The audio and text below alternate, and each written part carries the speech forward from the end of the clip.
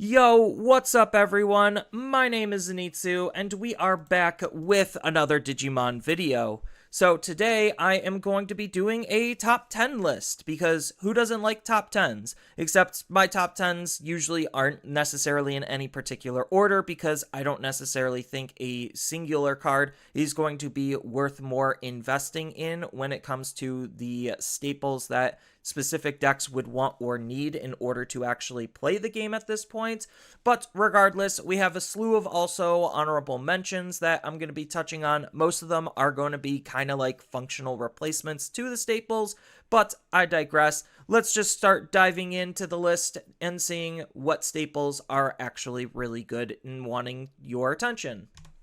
So, starting off with the actual honorable mention, it's going to go to the rookie floodgates. So, the rookie floodgates, each color has their own set of floodgates, and some have more than others, so that's something to keep in mind. But the fact that each color has their own, and they all are pretty generic and easy to use, and some really powerful floodgates at that, is definitely something worth your attention. And then the other kind of honorable mention is a bit of a cop-out, I will say this, but any delayed based option is kind of up for staple territory because most normal options are kind of dead at this point, and they're just replaced with delayed based options, which are options with the delay ability on them, so that way you get some initial value up front for utilizing the option, and then you get some initial value later having a secondary effect that sometimes needs a requirement to be filled in order to use it, but they're going to be powerful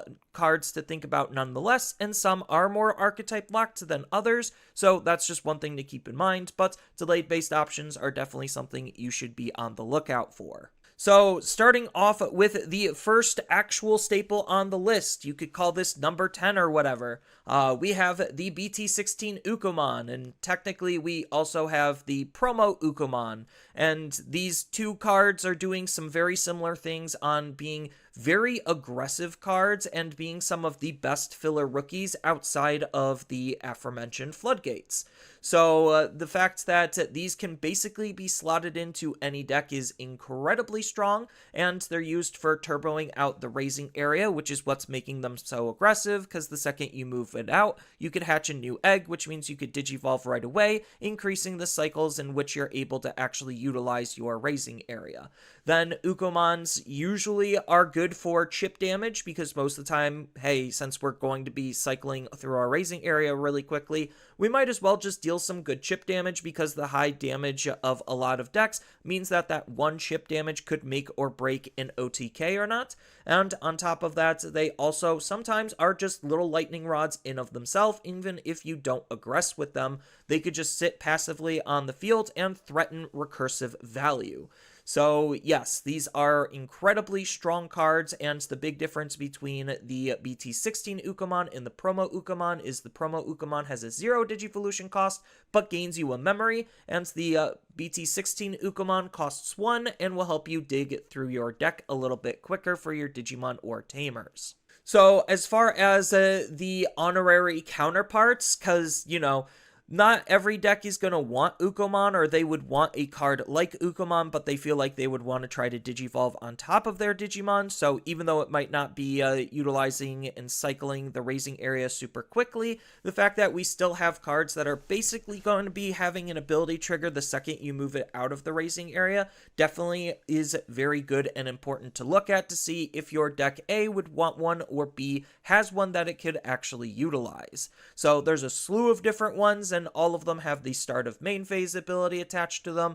So yeah, just be on the lookout for those cards as well, if it's going to fit in the confines of what your deck is trying to do.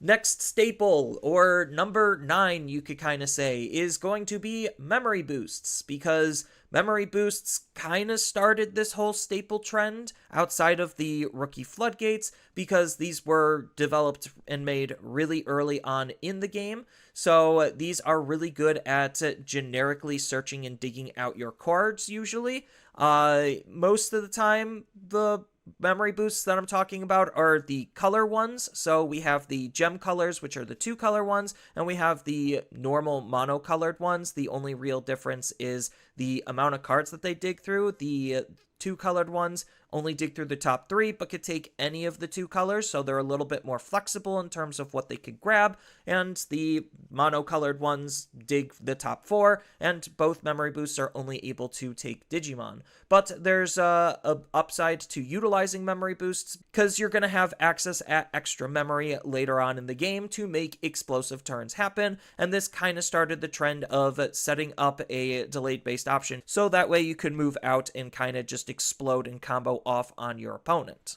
So, like I mentioned before, we do have some other memory boosts that kind of fit in this type of category, on top of the fact that not every single archetype or every single style of deck is going to have a memory boost that they can use. So, they kind of have their own functional replacements to them, and then there's also power crypt memory boosts with some other designs, which are more archetype locked. So yeah, memory boosts and the cards like them are definitely cards worth getting. And similarly to memory boosts, we have an even more power crept version of memory boosts in the form of the training cards. So similarly to memory boosts, they're still going to be fulfilling the exact same role. So you're going to be digging out your cards with your main ability, and then you're going to be gaining some cost saving ability on the delay ability to effectively make your plays that much more efficient.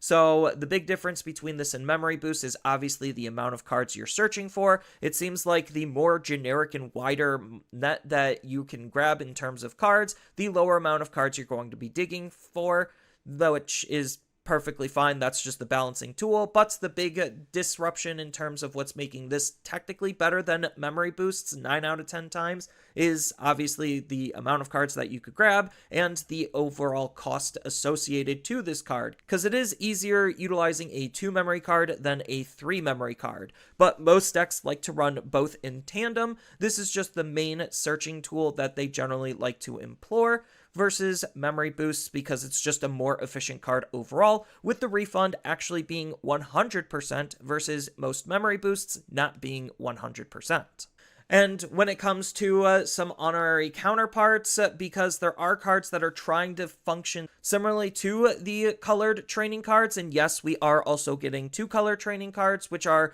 arguably a more power crept version of the normal training cards. It just means that there's a lot in this type of design space where you're trying to dig out your cards and save some memory later somewhere down the road. Next, when it comes to the option spree, we have the Scramble cards, because the Scramble cards basically are just like a hammer spark for almost every deck, in the sense that it's saving you a net 1 memory when you're going to be using it, because if most normal Digivolutions are going to be costing 3 on the higher stages, then that's where you're going to want to use your Scramble to save that 1 memory, because then this allows you to Evo for 2. So yeah, that's where the whole cost saving thing is coming from. And then on top of that, you're also going to have the ability to actually access your trash in any single color. So the trash is becoming more and more useful for various different colors. Whether that's a good thing or a bad thing is to be determined. But the fact that we have access at our trash and utilizing our trash is going to be very powerful and very important, especially for specific decks that can take better advantage of their trash, or specific cards that are going to be interacting with other abilities that you could use to correspond with the fact that you could play out your Digimon from this card. And it's not like this is the only type of card that we have that's going to be doing this, because we do have other different cards that are going to try cost saving us in some way on the upfront, while having some protection or some ability to play out our Digimon alternatively on the back end.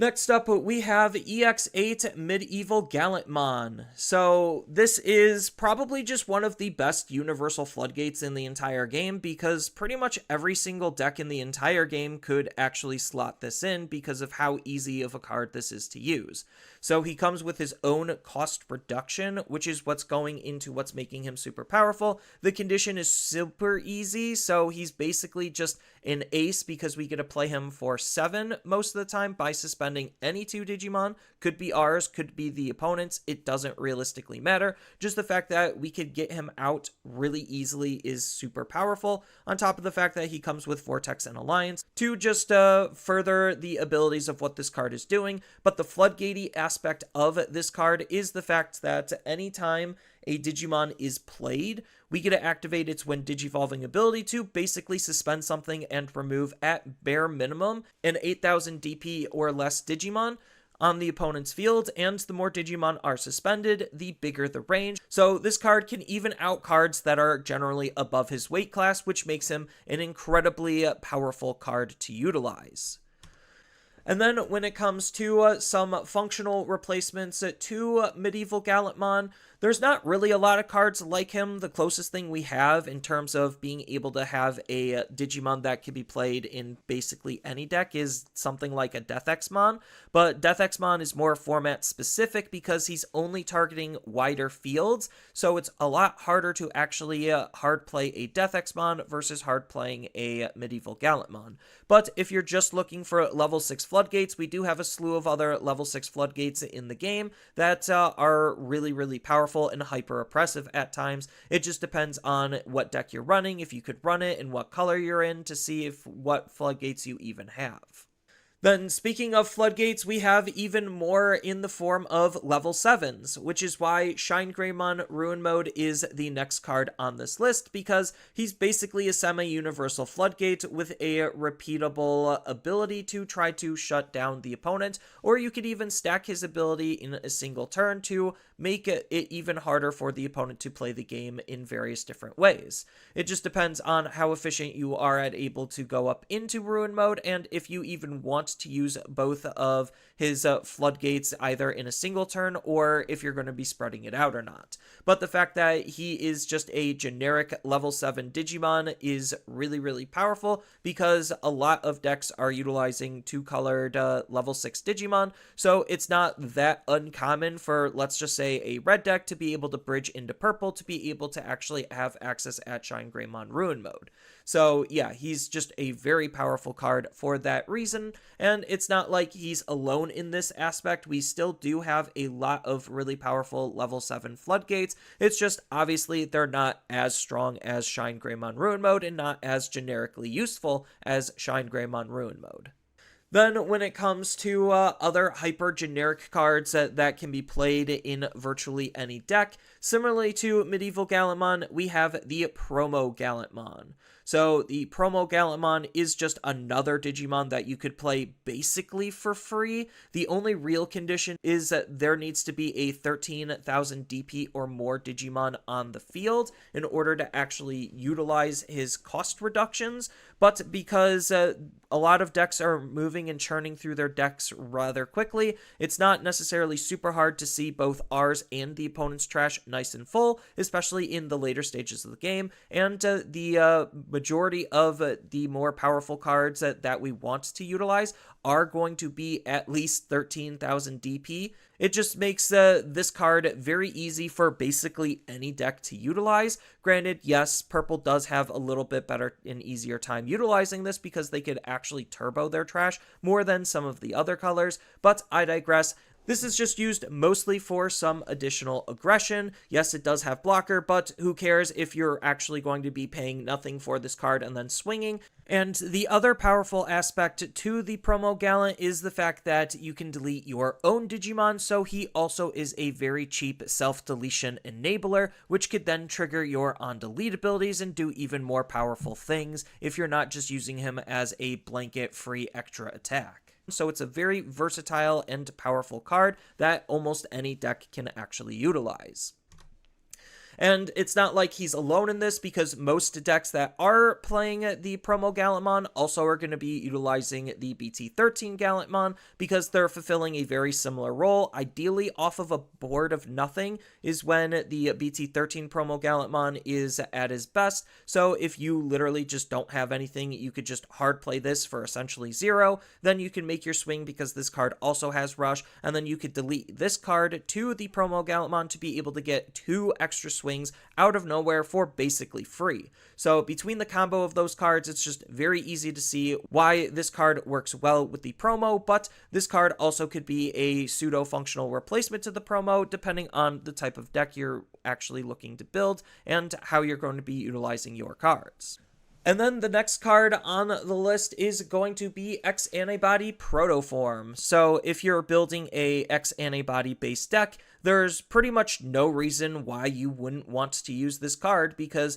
again, this is basically like a Hammer Spark for X Antibody Digimon in the sense that it's saving you 1 memory, which actually is going to be pretty useful, on top of the fact that it has high levels of recyclability, not only off of the Digimon that you're going to be using, because you could grab a card back from its sources when your Digimon eventually leaves, but this card also can go into your security, so that way if they check the security instead of burn the security, then you get the X Antibody Protoform back. So it's just an incredibly powerful card for any X Antibody based deck. But if you're literally just looking for an X Antibody option to throw into the sources to be able to turn your plus form X Antibody Digimon online in case you don't have the particular base, if that X Antibody is requiring that type of ability, then you still have the old BT9 X Antibody that does have its own sets of pros and cons. It's just obviously a little bit weaker because it's not necessarily cost saving you up front,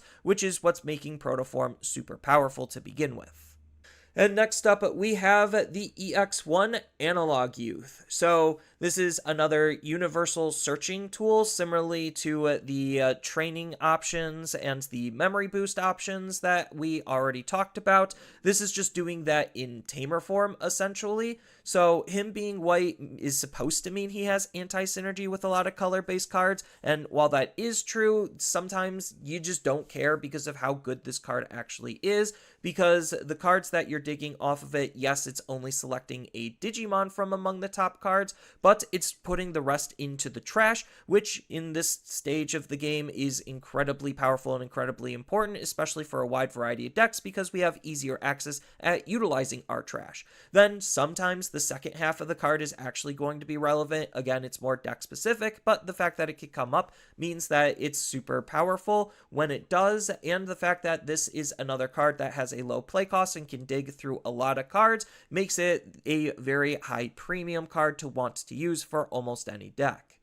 Then when it comes to kind of his honorable mention counterpart for X Antibody decks more specifically, because there is a wide variety of really powerful X Antibody decks, we have Cool Boy that again has a very similar on playability for its play cost at being able to dig out our cards. This can grab us the option X Antibody as well, so it's a really powerful card in combination with that. And then the bottom half is most of the time going to be super useful at being able to gain us some additional memory and card draw later on, making it a very good card to use for specifically X Antibody based decks.